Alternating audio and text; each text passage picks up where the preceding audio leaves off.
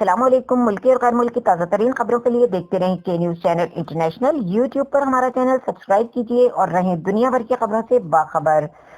रुख करेंगे लाहौर का, जहां से रिपोर्ट कर रहे हैं हमारे नुमाइंदे इरफान खान। कोरोना वबा की तीसरी लहर, हुकूमती गाइडलाइन पर अमल दरामद किया जा रहा है।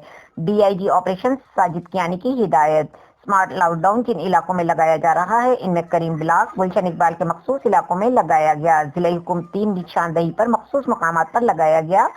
एरिया की रिहायशी अफराद को लाहौर पुलिस की हिफाजती इकदाम के बारे में आगाह किया गया है। स्मार्ट लॉकडाउन के इलाके में पुलिस अफसरान और जवान को कोरोना SOPs पर अमल दरामद कर रहे हैं।